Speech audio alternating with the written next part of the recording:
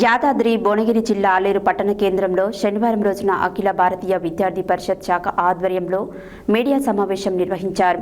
సందర్భంగా రాష్ట్ర కార్యవర్గ సభ్యుడు సాయి కిరణ్ మాట్లాడుతూ పెండింగ్లో ఉన్న స్కాలర్షిప్ ఫీజు రియంబర్స్మెంట్ పూర్తి మొత్తంలో కాకుండా విడతల వారీగా చేస్తానని ముఖ్యమంత్రి రేవంత్ రెడ్డి మాట్లాడడం సమన్యాయం కాదన్నారు. యాదాద్రి భువనగిరి జిల్లా ఆలేరు పట్టణ కేంద్రంలో శనివారం అఖిల భారతీయ విద్యార్థి పరిషత్ శాఖ ఆధ్వర్యంలో మీడియా సమావేశం నిర్వహించారు. ఈ సందర్భంగా రాష్ట్ర కార్యవర్గ సభ్యుడు సాయి కిరణ్ మాట్లాడుతూ పెండింగ్లో ఉన్న స్కాలర్షిప్ ఫీజు రియంబర్స్మెంట్ పూర్తి మొత్తంలో కాకుండా విడతల వారీగా చేస్తానని ముఖ్యమంత్రి రేవంత్ రెడ్డి మాట్లాడడం సమన్యాయం కాదని అన్నారు. 4 సంవత్సరాలుగా స్కాలర్షిప్లను విడుదల చేయని కారణంగా విద్యార్థులు తీవ్ర ఇబ్బందులు పడుతున్నారని తెలిపారు. స్కాలర్షిప్లను పూర్తి మొత్తం స్థాయిలోనే వెంటనే విడుదల చేయాలని డిమాండ్ చేశారు. ఈ కార్యక్రమంలో ఏబీవీపీ రాష్ట్ర కార్యవర్గ సభ్యులు చింతకింది అరవింద్ గౌడ్, కార్యదర్శి ఓర్సు శ్రావణ్ కుమార్, దీపికాచారి, జిల్లా ఫార్మసీ విభాగ్ కన్వీనర్ బల్లా హరీష్ కుమార్, ఉపాధ్యక్షులు యుగేందర్, అభినవ్, చరణ్, అఖిల్ తదితరులు పాల్గొన్నారు. Sai Kiran, ABVP state executive member. ఈరోజు అఖిల భారతీయ విద్యార్థి పరిషత్ ఏబీవీపీ ఆధ్వర్యంలో ఆలేరు శాఖలో ఈరోజు ప్రెస్ మీట్ నిర్వహించడం జరుగుతుంది.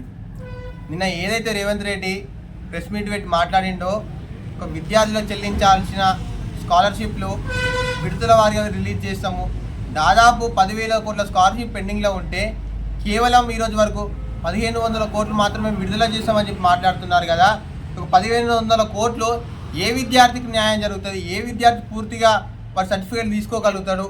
కొన్ని లక్షల మంది విద్యార్థులు కేవలం స్కాలర్షిప్ల మీద ఆధారపడి చదువుకుంటున్నారు కదా. మరి ఈరోజు మీరు పూర్తి స్కాలర్షిప్లు ఏవైతే ఉన్నాయో పూర్తిగా విడుదల చేయకుండా ఒక విద్యా వ్యవస్థను పూర్తిగా నాశనం చేసే విధంగా మీరు వ్యవహరిస్తున్నారు. మనం చూసుకున్నట్టయితే ఉచిత హామీలు ఇచ్చి ఉచిత పథకాలకు మేము పైసలు ఇవ్వద్దా? మాకు కేవలం 5,000 కోట్లు మాత్రం మిగులుతున్నాయి ప్రతి నెల, మరి వాటికి ఇవ్వద్దని చెప్పి మరి మాట్లాడుతున్నారు కదా. ఆ రోజు మీరు ఏదైతే మీరు ఇచ్చిన హామీలు ఏవైతే ఉన్నాయో వాటికి మరి ఒక డబ్బు తెలియదా? ఇక తెలంగాణలో ఆదాయం ఎలా ఉందో తెలియదా? ప్రతి నెల కేవలం 18,000 కోట్లు మాత్రమే కేవలం ఆదాయం ఉంది మరి తెలంగాణలో చెప్పి మీరు మాట్లాడుతున్నారు కదా. అదే మాట ఈరోజు మీరే ఒక తెలంగాణ ముందుకు తీసుకెళ్లాల్సిన వారే మీరు, తెలంగాణను దిశానిర్దేశం చేయాల్సిన వారే మీరు, తెలంగాణలో బడ్జెట్ పెంచాల్సిన వారే మీరు. అలాంటిది మీరే మా దగ్గర పైసలు లేవు, మమ్మల్ని కోసినా సరే 18,000 కోట్లు మాత్రమే వస్తాయని చెప్పి మీరు మాట్లాడుతున్నారు కదా. ఇది ఎంతవరకు కరెక్ట్ అవుతుంది?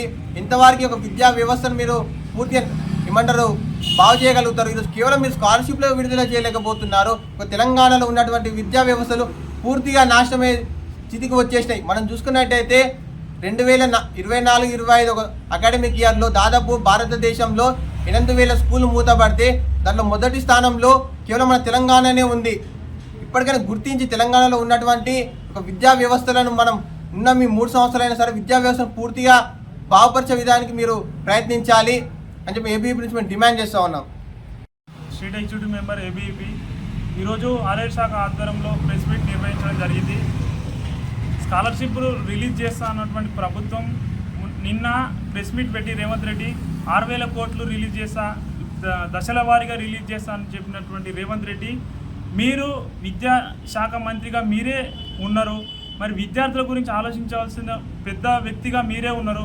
మరి విద్యార్థులను ఎందుకు దశల వారీగా రిలీజ్ చేస్తే మరి అక్కడ స్కాలర్షిప్లు కాలేజీలో ఉండి మరి అక్కడ జాబ్ వచ్చినటువంటి వ్యక్తికి స్కాలర్షిప్లు అవసరం ఉంటాయి.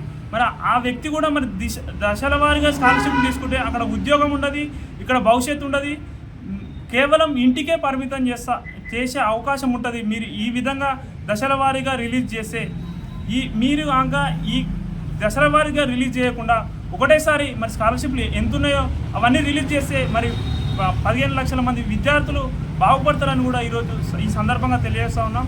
ఇది కనుక రిలీజ్ చేయకుంటే రేపు పెద్ద ఎత్తున కలెక్టర్ ఆఫీస్ ఉంటుందని కూడా తెలియజేస్తాం.